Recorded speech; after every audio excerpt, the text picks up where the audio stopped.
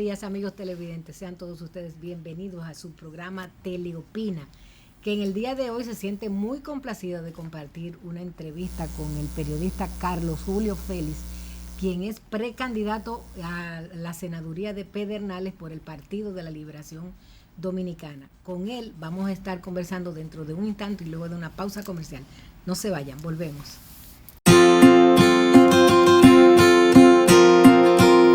Me complace compartir con todos ustedes una entrevista con el periodista Carlos Julio Félix, un profesional de la comunicación de larga data y quien está ahora aspirando a la senaduría por Pedernales. Carlos Julio, buenos días. Daniela, qué placer. Gracias, como decían antes, gracias por traerme a tu programa. Así mismo, el famoso cliché aquel. Sí. Aquí a teleopinar entonces. A teleopinar. En una voz autorizada porque tú eres un periodista fogueado. Ustedes lo recordarán de cuando reportaba a través de Teleantillas, que hizo escuela. Yo creo que con tu estilo tan particular de hacer periodista, ¿no añoras esa época tan bella de tu vida? Claro, cuando hay grandes acontecimientos es cuando Así lo noto.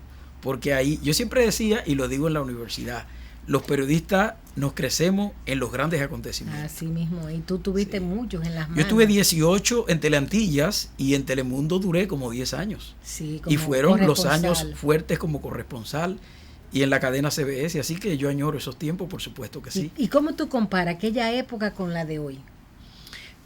A mí me tocó una época en que la sociedad dominicana era muy activa desde el punto de vista de protesta y todos estos acontecimientos. Pero por demás, perdón, la televisión se estaba alando los cabellos, porque habían dos grandes cadenas, RNN y CDN, que empezaron ya las transmisiones, aunque las transmisiones en vivo ya estaban con Teleantillas, por supuesto, y el 13, pero ya cuando entraron esas dos cadenas especializadas en noticias, ya ahí la competencia era muy fuerte. Claro. Y coincidió con que yo estaba, creo que era en la CBS ya o en la cadena Telemundo. Así que eso, uno se sentía como que estaba reactivado, como que volvía otra vez a renacer en la televisión, porque yo pertenezco a los años 86, 87 en la televisión. Y ya para la década de los 90 y tanto, cuando entró ya el milenio, ya ahí la competencia era sumamente fuerte. Porque antes incluso yo recuerdo que para las transmisiones en vivo, que teníamos que usar el satélite, si se te iba a la ventana, como le decíamos, ya se fue la ventana. Y ya no podía volver otra vez porque de todas partes del mundo habrían ventanas. Así que era un gran reto. No se podía ir la ventana. Si se iba, a mí nunca se me fue. Y no te lo perdonaba más que una sola vez. Así es. Pero ahora no, basta con tener un celular y tú resuelves el problema desde cualquier parte del país o del mundo. Y cuando tú te sientas a ver los noticiarios, ¿qué tú sientes de la televisión actual? Parece mentira que no es la misma calidad. O sea, yo pienso que ahora, en el caso de los noticiarios, noto que están fundamentados más bien en declaracionismo. Y estamos olvidando que la televisión es imagen. Así es. Y cuando termina el noticiario, tú no recuerdas casi imágenes. Entonces, ahí como que nos hemos descuidado un poco. Bien, pues vamos ahora a entrar en la fase de Carlos Julio Félix, político. ¿Cómo se da ese tránsito? Se dio por una lucha muy bonita que tuvimos en Pedernales, con un cura que le llamaron Raúl Pérez Ross, en aquel problema cuando el contrabando. Y entonces después que terminó la lucha, que la ganamos, la iglesia ganó la lucha y la sociedad organizada de Pedernales, entonces me dijo, mira, tú tienes que participar en política. Y yo me resistía a participar. Los periodistas casi nunca queremos entrar en política. Porque estamos mirando siempre todas esas cosas. Y la verdad que bueno, y lo hice muy convencido, por supuesto que consulté a muchas personas, pero lo hice bien convencido de que yo sabía de dónde venía y para dónde iba. Y yo decía que ni la política ni el periodismo tampoco me cambió. Y tú sabes que la carrera de periodismo lo sabes más que yo, eres más veterana, más experta. Todos los medios han pasado por tus manos prácticamente. Desde 1971 estoy haciendo periodismo. Exacto, prensa escrita, prensa escrita, prensa televisiva, prensa radial, o sea, tú tienes bien manoseado. Por todas las fases de la comunicación. Y como ejecutiva también, reportera y ejecutiva. Y tú sabes muy bien que es una carrera de grandes tentaciones. Y gracias a Dios, yo creo, y te consta, y le consta a la sociedad dominicana, que yo no cambié y que hice un ejercicio muy bonito. Eso también estoy haciendo en la política. Estoy participando en la política en pleno convencimiento de que es posible hacerlo bien y de que la política ni nada me va a hacer variar mi conducta en la vida. Y creo que la provincia de Pedernales, la región sur y la República Dominicana, y donde quiera que he estado en cualquier parte de Latinoamérica y el mundo, conocen ya de esta situación. Háblame de tu ingreso al PLD. Yo ingresé en el PLD como en el 5. No me querían dejar entrar los que estaban ahí en la dirección. Y bueno, ingresé y a los 3 meses yo participé. Los periodistas parecemos sospechosos para los políticos a veces. Participé en el proceso. Me fue muy bien desde el punto de vista de que yo competí con 9 y quedé en segundo lugar, y entonces el comité político me mandó a buscar para que aceptara una diputación que yo no quería aceptar, porque yo sabía que la senaduría sí la podía ganar con facilidad, la diputación no. Eso no se entiende mucho, pero lo que ocurre es que cuando estaba el voto... ¿Tú no crees que el primer escalón era más fácil? Pero no era así, porque los votos del diputado le valen al senador, y lo contrario no. Si yo saqué demasiado voto, pero estaba compitiendo con poderes económicos muy fuertes, que nadie más, no importa quién fuera en la República Dominicana, iba a competir como yo competí con ese poder económico. Y aún así me fue muy bien, pero yo decidí no participar más ya como candidato, y ahora vuelvo. Y estoy ahora corriendo a la senaduría, me inscribí, somos 4 compañeros. Está el compañero senador Dionis Sánchez, está el compañero Máximo, está el compañero Bangé, y estoy yo. Somos 4, todos en legítimo derecho. Voy a hacer una campaña, y lo he dicho.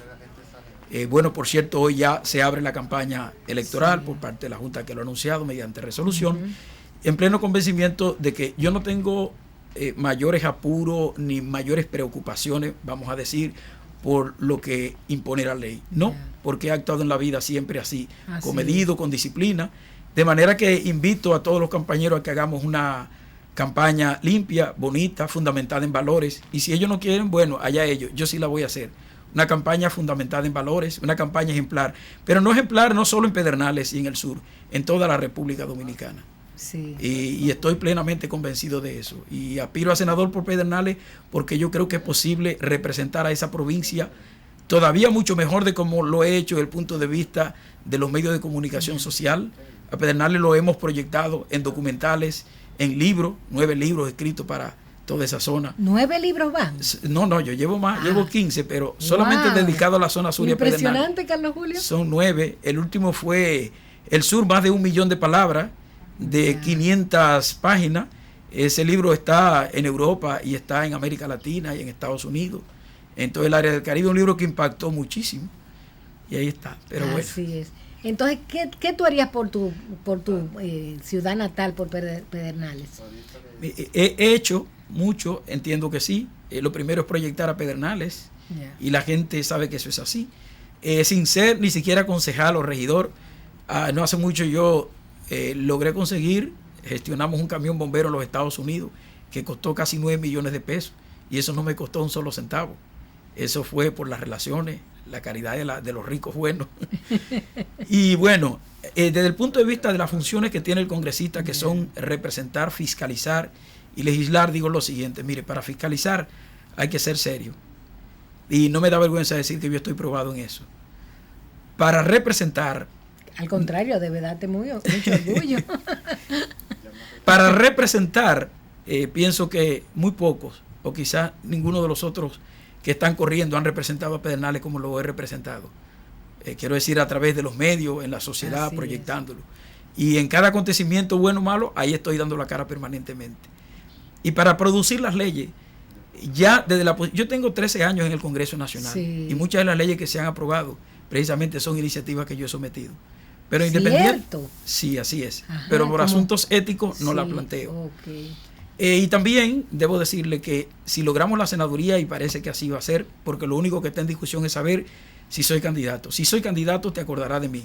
Seré uno de los candidatos más votados en términos de porcentaje en la República Dominicana. Porque mi candidatura, mi propuesta no huele a partido político, huele a pueblo, huele a provincia, huele a Pedernales. Y muchos de los partidos políticos que están en la oposición están esperando eso, y lo dicen, y gente que está en otro partido. Yo tengo en el equipo personas que pertenecen al PRM y al PRD y a partidos, partidos alternativos. Así es. Entonces, en esa función, yo pienso que las iniciativas que yo sometería estarán fundamentadas básicamente en tratar de llevar a Pedernales mayor seguridad económica. Es decir, Pedernales está en una situación de desempleo y de calamidad económica muy difícil. Una provincia con tanta riqueza y a la vez con tanta pobreza. Sí. La segunda o la tercera más pobre de la República Dominicana. Y eso no puede ser. El tesoro más escondido del sur. Así mismo. Sí. Bueno, así se llama uno de los documentales. Que lo tomé de una expresión que tú dijiste, un tesoro en el Caribe. ¡Wow! Así pero te regalo entonces esa segunda frase. Un tesoro en el Caribe. No. Así es. Lo único que tú no lo registraste, no te apures, yo tampoco lo registré. Yo ni me acordaba de haber dicho una frase tan bella. Tú dijiste eso, tú dijiste Pedernales es un tesoro en el Caribe. Uno de los programas pero que hace mucho tiempo, claro. Pero estamos hablando de 8 años. Me erizo, de verdad. Y así le puse al documental Un tesoro en el Caribe. Ay, Dios, pero qué cosa tan... Mira, me han sacado el aire, como se dice. Así es. Bueno, y el proceso, como te digo, la Comisión Electoral del Partido de la Liberación Dominicana ha hecho un proceso muy ejemplar, muy bonito, muy loable, no solo en la comisión grande, sino también en las provincias, los enlaces que tenemos allá en la región y en la provincia. Pero digo también que es muy beneficioso de que esto va a ser controlado por la Junta Central Electoral. Y son, como tú sabrás, jueces muy probos, muy serios. Yo confío en esa Junta Central Electoral, yo confío a ciegas, de verdad que sí, independientemente de los resultados. Yo confío en esos hombres y mujeres. Bueno, y el hecho también de que las primarias del PLD sean abiertas, quiere decir que van a votar los que son del PLD y los que no pertenecen a ningún partido político. Y ahí yo llevo ventaja, porque te repito, es asunto de pueblo. Sí, y además tienes un trabajo comunitario impresionante que me gustaría que compartieras como televidente. ¿Qué cosas haces en favor de tu pueblo? Desde adolescente prácticamente. Sí. Yo participé en un grupo de Boy Scouts de Pedernales cuando tenía... Yo también pertenecía. Tú eras Girl Scout. Girl Scout y era jefa de patrulla. Ajá. Siempre lista. Siempre listo. Siempre lista.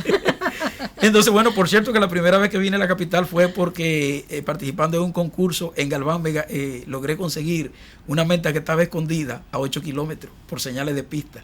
Y así vine a la capital en avión sin conocer a San Cristóbal, ni Asua, ni Baní. Y caí aquí a la capital desde Pedernales, un avión, imagínate tú.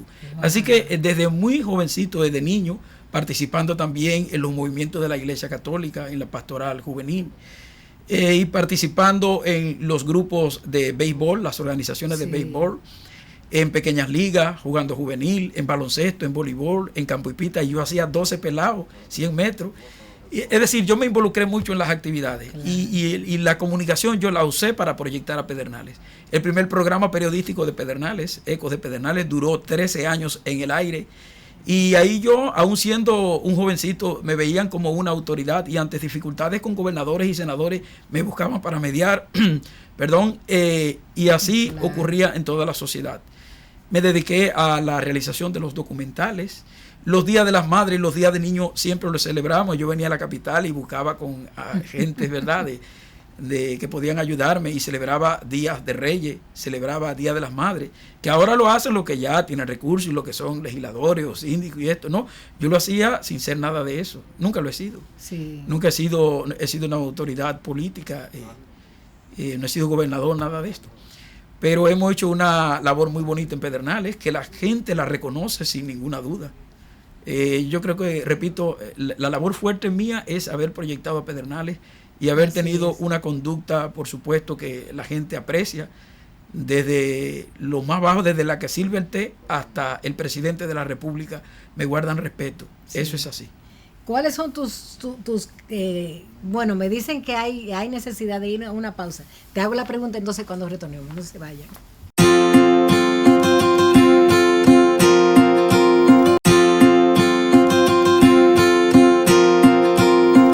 Estamos conversando en el día de hoy con el periodista y político Carlos Julio Félix. Yo quisiera que habláramos un poco de la correlación de fuerzas con todos los que están aspirando a la senaduría, entre ellos Dionis Sánchez, que es el actual senador que lleva una gran ventaja en el cargo. ¿Cómo están ustedes dividiendo esas fuerzas?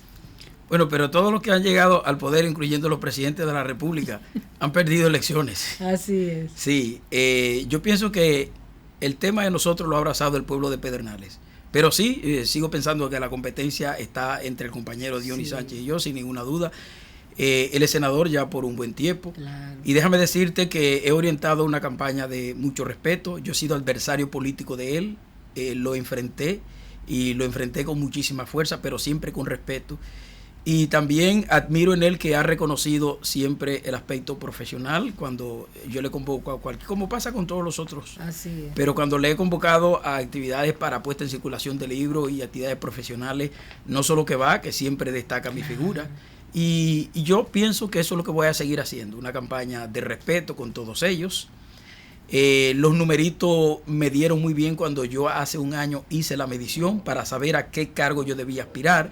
Y me daba buena en todo, en la alcaldía, en una diputación y en la senaduría. Y como me daba en la senaduría y en la diputación casi igual, opté entonces por aspirar a la senaduría. El eslogan es el senador de todos y dice con la fuerza del pueblo. Eso te compromete a estar pendiente de todos los problemas de tu pueblo.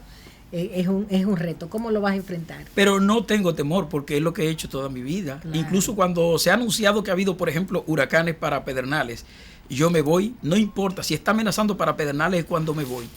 Y esa fue una experiencia que tuve muy buena en el ejercicio del periodismo. Yo tengo una red de WhatsApp de alrededor de 9,000 contactos. Eso es como si fuera un canal de televisión o una estación. De manera que cuando yo hago así por mi red de WhatsApp, duerma tranquilo esta noche, el huracán no representa ningún peligro para Pedernales.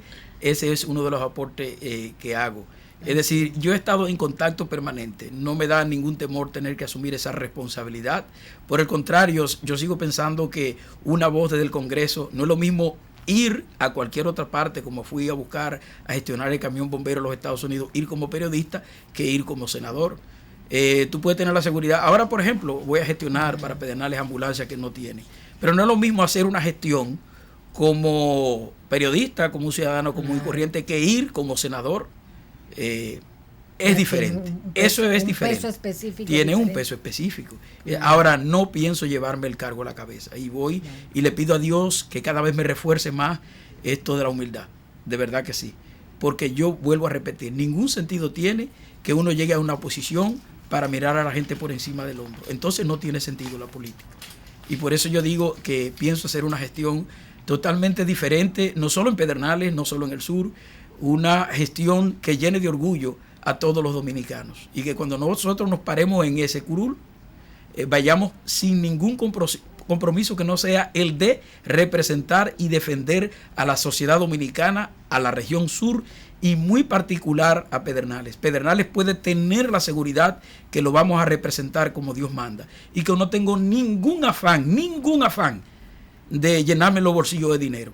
Y eso lo sabe también la gente de Pedernales. Y ni tan malo soy yo como para no haber sido ya millonario si lo hubiese querido. Yo no tengo esos afanes. A mí me gusta el dinero, pero el dinero que yo me gano trabajando. Y eso lo hice en el periodismo. Y el que en algún momento, tan siquiera como una mirada, me sugería cualquier cosa indebida, lo mandaba a freír tusa. Así y eso es así. Y ese es mi comportamiento. Eso no conta, Carlos Julio.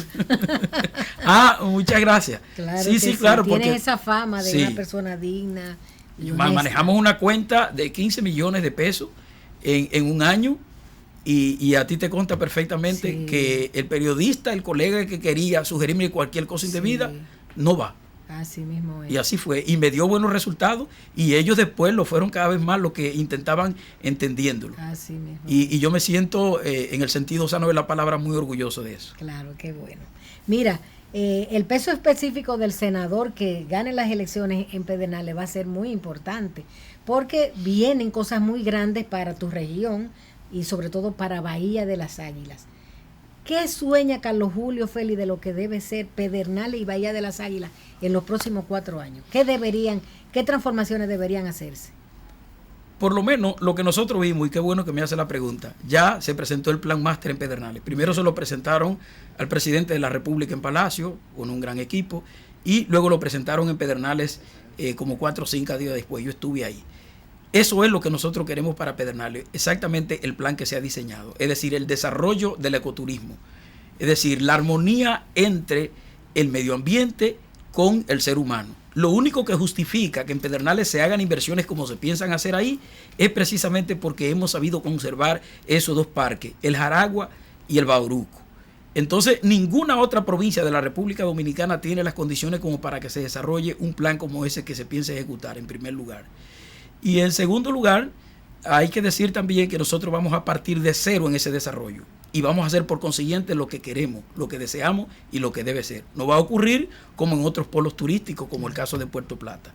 Entonces yo pienso que se ha diseñado un plan muy bonito, muy bueno. Eso parece un sueño. Claro. Y más que un... Y ya se resolvió el problema de los títulos. Sobre todo eso, o sea, ya no hay alegato desde el punto de vista claro. de lo jurídico, porque donde hay inseguridad como jurídica... decía una frase, ahora es. Ahora es. Ahora es, con Pedernales y con Bahía de las Águilas. Y si ahora no es, entonces no será. Entonces, ¿para cuándo? No, pero yo pienso que sí, ahora se nota ahí ya seguridad y la gente lo ha entendido. Y ese plan que presentaron, oye, aquello se ve un sueño. De manera que quizá en 5 años no lo veo exactamente así como estaba en el plan sí. propuesto, pero se está hablando de 3.500 habitaciones. Yo siempre he dicho que ya con 1.000 habitaciones que se instalen en Pedernales, con 1.000 habitaciones, sobre todo de esas habitaciones que piensan instalarse en ese plan, sí. yo digo que ya con eso empieza a cambiar radical y totalmente la situación de Pedernales. Y la gente lo que quiere es sentir seguridad económica, como ocurrió una vez en los años 70, cuando la Aluminium Company of America, Alcoa, que éramos, por supuesto, estábamos limitados como a unos 5.000 habitantes, ya no, ya estamos unos 40.000, pero en Pedernales se nota una comunidad diferente a todas las de las provincias de la región sur y fundamentalmente de la frontera. En Pedernales lo que se ve es un pueblo organizado, a pesar de que la gente dice que es distante, que aquello, cuando vaya se sorprende, se impacta. Sí. Sus calles anchas, limpia. Muy limpia. Yo estuve hace poco ahí seguro, en Pedernales la gente ya y en Bahía de las Águilas. Ya me dijeron. Envuelta en esa belleza exuberante de la naturaleza. La gente me volví loca de nuevo. Claro. La gente muy educada, muy hospitalaria. En Pedernales es un pueblo todavía donde tú preguntas, ¿dónde que vive Carlos Julio? ¿Dónde viven los parientes de Carlos Ven, Julio? que yo te llevo. Y no solo que van y te llevan, te dicen, pero escúcheme, te sientan, desea un café. Sí. Y después entonces van así y te llevan, es. Y hasta que no están seguros que llegaste al lugar, no te dejan.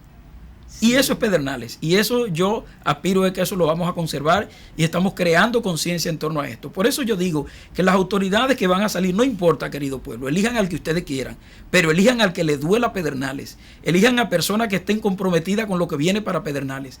Elijan a personas que ustedes entiendan, que comprendan lo que significa un desarrollo sostenible.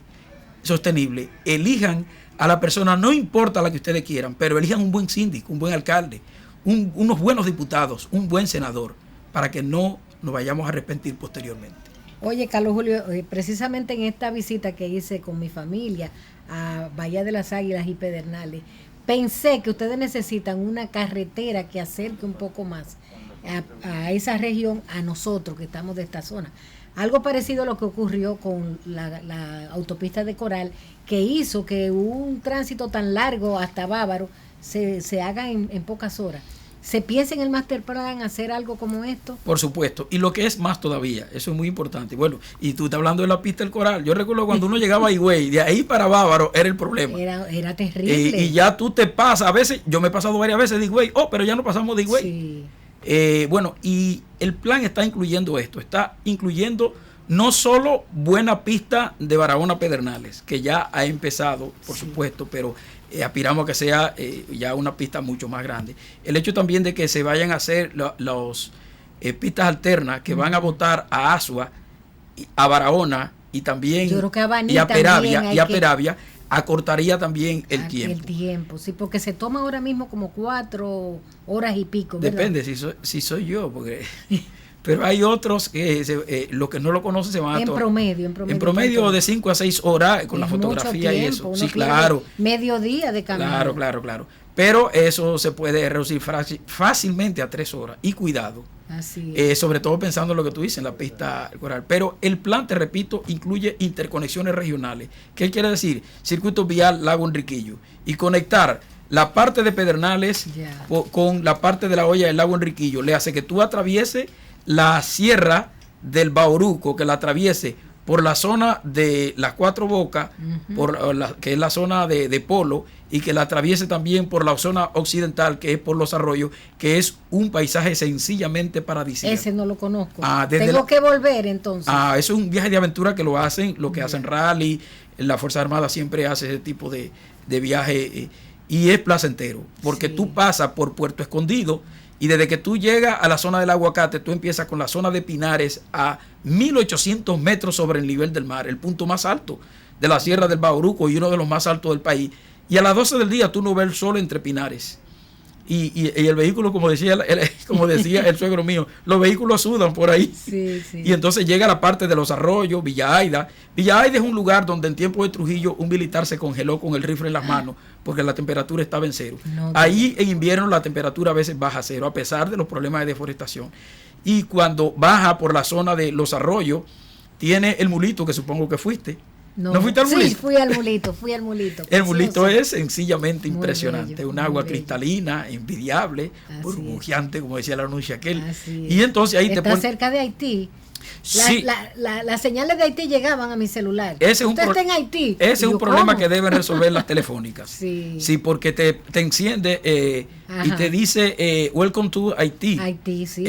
No solo en la... pero estoy en territorio haitiano. Pero el mulito está bien porque está muy pegadito ahí a la frontera. Es un afluente al Pedernales, que es en frontera.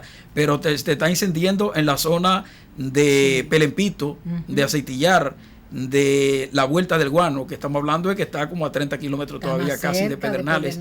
Está lejos de la frontera y sin embargo te enciende. Así es. Pero bueno, esperamos que todo eso se va a resolver. ¿Qué significa para usted estar tan cerca de Haití? ¿Hay mucha migración haitiana para la zona?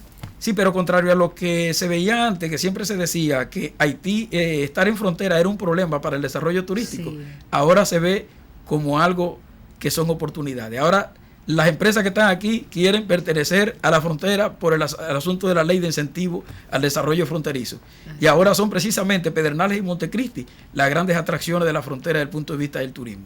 Es decir, es una oportunidad porque le permite a los que nos visitan estar en contacto con otra cultura diferente. Así es. Se me agota el tiempo, te regalo el minuto final para que te despidas de mis televidentes y le dirijas un mensaje a los de Pedernales y Bahía de las Águilas.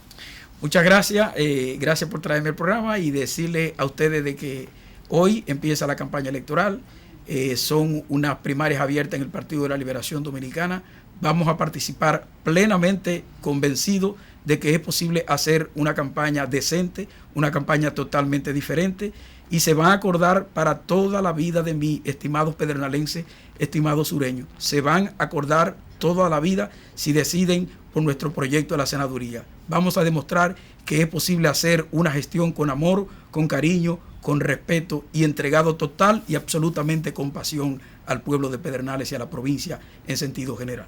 Bien, pues agradecemos al periodista y político Carlos Julio Félix por esta interesante entrevista aquí en Teleopina, deseándote mucho éxito en tu gestión. Gracias. Vamos a comerciales, retornamos con todos ustedes.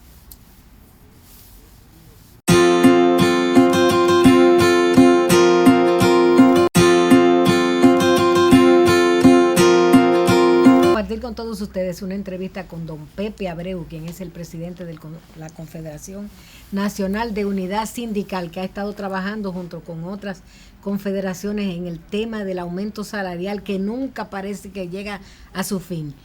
Para el martes está prevista una nueva reunión del Consejo de Salarios y yo quise invitar a Pepe para que nos actualice sobre lo que está pasando. ¿Cuánto tiempo ha durado esto, Pepe? ¿Hay alguna luz al final del túnel? ¿Sabes que esto tiene ya desde marzo? Desde marzo. En esa discusión. Y ahí se han dado más de 10 reuniones. Porque a veces, Dani, la gente ve las reuniones oficiales, pero no se da cuenta que detrás de esa ha habido reuniones bilaterales con los empresarios, con la parte gubernamental, entre ustedes entre también. Nosotros mismos. Es decir, es tedioso discutir el tema del salario porque como centra intereses de parte, por lo general no es una tarea que es como abordar un deseo, ¿no? Cuando uno va a concretizarlo y lo hace en la práctica, tú tienes que discutir centavo a centavo. Prácticamente, digo yo, a veces chele a chele. Chele a chele. Un tema, ¿verdad?, del salario. La gente está, hay que decirlo así, un poquito desesperada ya, donde quiera que uno va, te dicen, pero bueno, y al fin, ¿cuándo que van a terminar? Lo que tú estás diciendo, ¿cuándo se le va a poner fin a esa discusión? Lleguen a acuerdo ya, ¿me entiendes? Pero como dice la gente. ¿Y sí, el salario para cuándo? Sí, detrás de eso está el tema de el porcentaje, en primer lugar, el tema de la denominada reclasificación de empresas, en segundo lugar, que son dos temas centrales que son los que han servido como un muro a la posibilidad de un acuerdo. Ustedes han estado pidiendo un 25% de aumento, ellos están diciendo que no. ¿Cuál es el punto? Sí, fíjate que esto comenzó con un 30 nosotros y un 5 ellos, ¿entiendes? Entonces nosotros bajamos a 25 y ellos subieron a 10. Esta es la distancia. Exacto. Y actualmente esas son las cifras que se mantienen. Okay. Es decir, se mantiene la propuesta de 25, la postura de ellos de 10, una propuesta nuestra para que sea retroactivo al 1 de mayo del año en curso, y además que el tema de la clasificación se instituya o se constituya una comisión multidisciplinaria que sea quien haga el examen en un plazo de unos 120 días, decimos nosotros, sí, para entonces determinar cómo quedaría la nueva reubicación de las empresas para futura tarifa. Okay. No para aplicación en esta, sino para futura tarifa. Ahí hay una gran contradicción porque los empresarios dicen, no, para futura no. Tiene que ser para esta tarifa, para la que estamos discutiendo. Y eso, por supuesto, es una situación que implica una gran, prácticamente imposibilidad de avanzar. En la reunión que se celebró en esta semana, ustedes estaban diciendo que podían ceder. ¿Qué significa eso? Significa que nosotros, dado el rumbo que esto ha tomado, dada la misma situación de crispación que hay en esta sociedad, porque hay muchos temas en el escenario político, la gente está muy tensa, muy nerviosa, hay tensión, que hay una espera de una contradicción en el partido de gobierno, claro, una modificación electoral, que no se define, una modificación electoral, una militarización del Congreso, hechos como el del David Ortiz, muchísimos hechos. Estamos crispados, realmente. Entonces hay un ánimo que si tú le tiras como una chispa a la pradera, se puede fácilmente encender. Se puede encender el bosque. Entonces uno ha dicho, bueno, ¿y cuál es el interés? Porque se presume que el Estado, que maneja la parte política, ¿verdad?, ejecutiva, tiene que entender eso porque es el Estado. La parte empresarial, que es quien tiene, en resumen, el poder económico, también tiene que entender eso. Entonces, si todos lo entendemos y todos hablamos del tema, ¿cuáles son los pasos que damos para lograr que haya una concertación para un acuerdo? Entonces, nosotros hemos dicho, estamos dispuestos a dar un paso, bajar nuestro monto, ¿verdad?, de 25. Pero ustedes tienen que entender también que la reclasificación no puede ser inmediata. Ustedes tienen que entender, además, que si la gente ha tenido una espera tan larga para este tema de salario, debe haber una compensación retroactiva del aumento que se logre. Entonces, esas tres coyunturas que hay ahí, esos 3 puntos que están ahí, a veces uno nota que el sector empresarial no quiere dar un paso, que el sector entonces gubernamental se muestra también oscilante en ese aspecto, prácticamente indefinido, no tiene posición, indefinido. Entonces, en ese orden, como uno no quiere eternalizar la discusión, seguir en ese camino, entonces es capaz de dar paso como ese que nosotros dimos, como está diciendo, es decir, mire, nosotros estamos en disposición de aún esto buscar una fórmula que baje el porcentaje sobre la base de que ustedes acepten el tema de que la reclasificación debe ser posterior. Sí. Y sobre la propuesta del sector patronal de que sea un 10%, ¿qué piensan ustedes? El tema de eso, Ania, que nosotros trabajamos para gente, eso es mínimo, tenemos que entenderlo, son para 5 categorías salariales de los que menos ganan en este país. Entonces, estas personas se manejan en la vida en el día a día. Entonces, cuando tú analizas ese 10% puesto a cada uno de los salarios, ¿tú sabes lo que significa para el salario más alto? Unos 46 pesos diarios. Y para los demás mínimos significa 38 pesos, 37 pesos, 25 pesos. Póngase a pensar, nada más. ¿Qué significa eso puesto en las manos de una persona? Usted analiza, y una libra de carne de pollo, por ejemplo, hoy está costando 50 pesos. Entonces, si usted analiza eso, usted tiene que entender que un monto así no da para el consumo de una comida diaria. ¿Al mes significaría cuánto? Si se acepta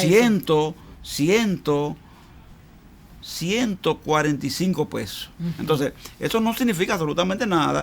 No, 1045 pesos. No significa absolutamente nada. Y cuando usted lo proyecta así, se da cuenta que el almuerzo, por ejemplo, de una familia no se cubre con eso. Solo esa parte nada más, sin hablar de cena, de desayuno, transporte, etcétera. Entonces, uno dice, bueno, valdría la pena entonces que después de tanta discusión se haga un aumento por un monto tan poco significativo. Y la verdad es que como se dice, un aumento pírrico. Uno no encuentra, ¿verdad?, forma de asumir eso, por eso irrisorio, pírrico.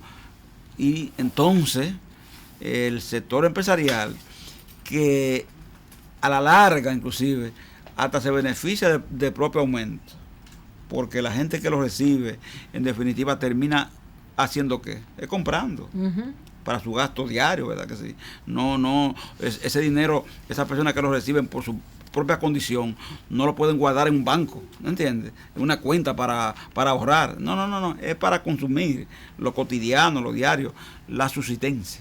Ese aumento solo va a ser para la tarifa mínima. Sí, porque el Código Laboral a nosotros nos pone un tope y nos indica que solo podemos revisar en esas discusiones los mínimos y que los salarios superiores a los mínimos están sujetos ya a la negociación directa de la empresa y el empleador. Exactamente, directamente ya con sus empleados o de manera unilateral, porque hay empresas que lo hacen también. Sí. Es decir, ¿por qué esto es importante?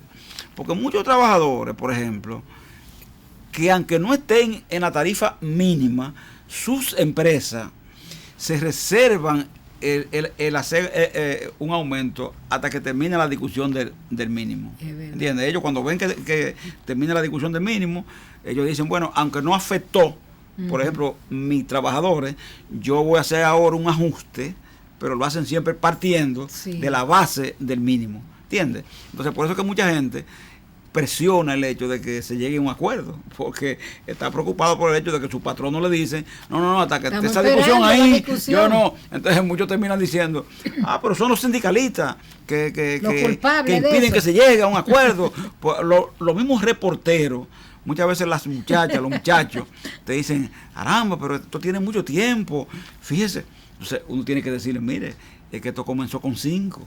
¿Entiendes? Ahora va por 10.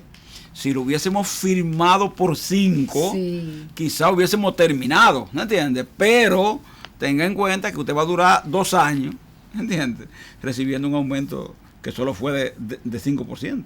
Entonces muchas veces la espera se justifica porque, en resumen, el estilo, la costumbre ya es una costumbre parecida, Dania, aquella tradición de los turcos de la mella. ¿Recuerda, verdad? De aquellos tiempos remotos de nosotros, de cuando Pía Rodríguez, que era que los turcos, tú sabes que ellos vendían en la mella tela, por ejemplo, y utensilios, y regateaban mucho con los clientes. Entonces vino esa frase famosa del turqueo, que se conoce en la República Dominicana. Entonces eso es lo que se trata de eso. Ahí hay un turqueo. Es centavo a centavo, Dania, chele a chele, con una maquinita sacando cuenta. ¿entiendes? Sí. Y esa gente llamando para aquí, llamando para allí, para consultar lo que hacen, lo que no hacen. Una pyme, otra, pidiéndote que su salario tiene que ser, que hay que crearle a ellos una cuarta categoría, porque ellos no pueden asumir el salario actual de 9.400 pesos, porque eso es alto para ellos. Que todo eso, Dania, que sale en ese escenario. Así es. Hay un planteo de que se hagan la unificación de todas las tarifas mínimas. Explícame un poquito qué significa esto. Nosotros somos muy comparados con Centroamérica, Costa Rica, Nicaragua, Salvador, Honduras, etcétera. Esa es la comparación que se hace con nosotros. Entonces, en esos países es verdad que hay salario mínimo diferenciado, pero no llega a 14 mínimo como es en República Dominicana. Se da en muchos de esos países que hay 3 mínimos, por ejemplo, sí. Hasta 4 hay, por ejemplo, en países como Guatemala, pero nosotros hemos caído en el extremo, exagerado, sí. Ese monto de 14 mínimos, porque hay demasiado fraccionamiento salarial de gente que de verdad no se justifica. ¿Cree, Dania, que por ejemplo el sector turístico debe tener un salario mínimo inferior, a veces inferior a una pyme? ¿Te entiendes? No tiene sentido. La zona franca de hoy, Dania, no son aquellas zonas francas textiles de los tiempos de Balaguer, son zonas francas tecnificadas. Hoy. Sí. Son menos, emplean menos gente, pero son más técnicas. Claro. Y por tanto no se compadece tampoco una diferenciación salarial de la zona franca. Analiza, por ejemplo... La construcción, por ejemplo, tiene otro salario mínimo. Por ejemplo, otro mínimo. Pero analiza también el sector azucarero. O sea, de las plantaciones agrícolas también tiene otro mínimo. El sector servicio. El sector servicio, otro. Entonces usted dice, bueno, ¿para qué esta diferenciación? Si mucha de esta gente o hace lo mismo, o sus empresas tienen la misma característica. Lo ideal fuera que se discutiera como en los países desarrollados. Que en los países desarrollados la costumbre es discutir por rama de la economía. Usted está en la rama, por ejemplo, metalúrgica. Así es. Ahí se discute el salario para la metalurgia. Rama textil para la textil. Y entonces se discute y ahí es más fácil porque es abarcativo, no de salario mínimo, Dania, que es una gran diferencia, sino de todas las escalas salariales. De cuando se recibe un aumento, el impacto llega a todo. Okay. En las discusiones que ustedes han tenido también se ha planteado lo de las pensiones, que son pírricas, 5,000 y pico de pesos para una persona que no puede solventar sus gastos de alimentación y medicina, por ejemplo. Ahí llegamos, por suerte, cuando yo vine a este programa eran 5, después el presidente hizo un decreto y la elevó a 10. Es decir, la pensión en el sector público se logró duplicarla, sí. En muchos casos. El mínimo también del sector público, que estaba en 5,000, se dobló. Los que ganan 5 ahora van a ganar 10. Pero eso fue en el sector público. En el sector privado, pese a que existe más rigor, por ejemplo, en el trabajo, porque no es lo mismo. En el sector público la gente a veces trabaja con más lasitud, flexibilidad, la carga horaria es mucho menor. ¿No entienden? En el sector privado es maestrito. Ahí lo que se le dice a un gerente es, tú tienes 5 gente ahí, trata de disminuírmelo a 3. Tú tienes 6, disminúyemelo a 4, ¿no entiendes? Esto es lo que se trata de hacer en el sector privado y se le saca más, ¿cómo se llama? El jugo a la gente. Entonces ahí, las escalas salariales, por eso, deben ser más tomadas en cuenta, deben ser superiores a las que se mantienen los mínimos en República Dominicana. Estamos hablando de que el mínimo mayor, Daniel, es 15.400 pesos, el actual. Es por elevar ese que estamos discutiendo, pero el de la intermedia es 10.600, el de la pequeña es 9.400, el de los guardianes privados son 13.032 pesos y el trabajo de campo son por jornada 320 pesos. Así como los ve, ninguno de esos mínimos, por supuesto, se ajusta a una canasta promedio. Ahora mismo el Banco Central dio a conocer unos números y en el quintil más bajo, la canasta solo alimenticia es del mínimo más alto del sector privado. Ave María. En el quintil más bajo, que es el quintil 1. ¿entiendes? La alimenticia equivale a ese mínimo más alto. Eso es como si tú dijeras, suponiendo que la gente recibe esa canasta y esos recursos para comprarla, solo podría comprar los alimentos apenas. Lo demás gastos. No hay para vivienda, no claro. No hay para medicina, ni para transportarse, ni para vivir. ¿Entiendes? Para educación. Exacto, un alquiler de vivienda, no, o sea, no viviría. Pago de servicios, o sea, prácticamente viviría una vida tan contrañida que no sería vida. Eso es así. Así es.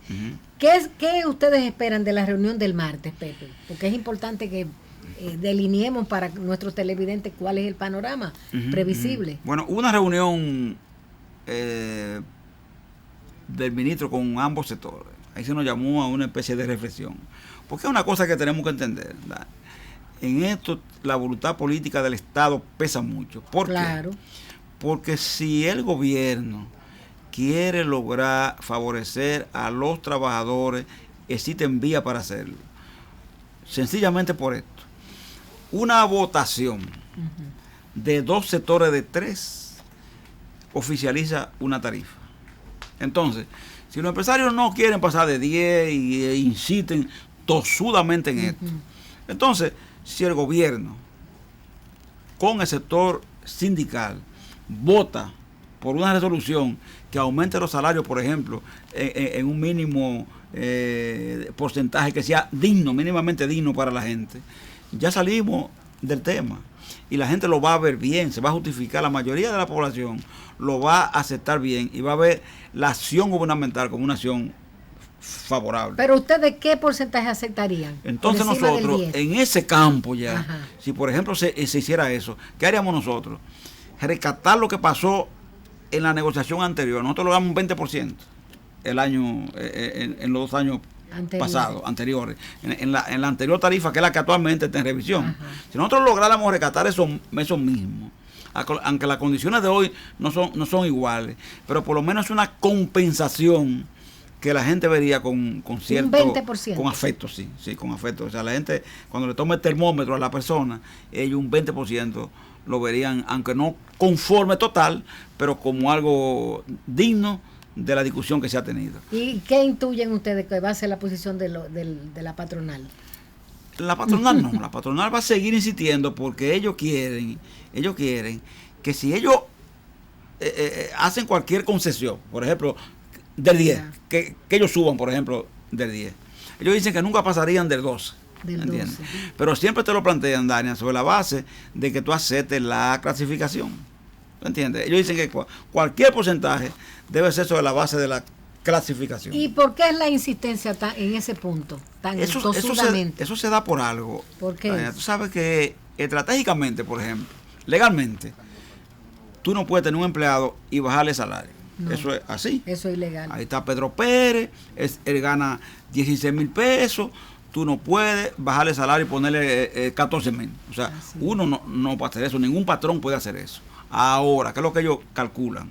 Ellos dicen, bueno, si se da la reclasificación, nosotros a las nuevas empresas que constituyamos bajo nueva razón social, entonces sí podemos, en ese caso, ¿verdad?, contratar por salario diferenciado, diferente a lo que se apruebe en esa tarifa vigente. Entonces ellos lo que aspiran es a tener esa posibilidad de hacer eso. También aspiran a poder decir, por ejemplo, bueno, yo tengo este empleado que gana 17,000. Sí. En la nueva reclasificación, como mi empresa ahora cae de grande por los umbrales que existen actualmente, ahora con este cambio de umbrales, ella cae en mediana, una mediana cae en pequeña, una pequeña cae en micro. Entonces yo, que tengo esta persona aquí que gana 17,000, yo ahora, como mi empresa cayó en pequeña o en micro, entonces le voy a pagar lo que dice la tarifa en la nueva clasificación, que significa y que debe pagar una micro o una pequeña. Ese es el plan de largo plazo que tiene el empresariado. Como nosotros lo sabemos, por supuesto, nosotros hemos dicho que estamos dispuestos a discutir eso, pero para discutir eso necesitamos un escenario distinto al Comité Nacional de Salarios. Cómo no. Bien, pues con estas palabras vamos a concluir esta interesante participación de Pepe Abreu aquí en nuestro programa Teleopina, deseando que haya finalmente una decisión en favor de los trabajadores dominicanos. A ustedes agradecerles que hayan estado con nosotros y esperarlos la próxima semana. Hasta entonces. Gracias.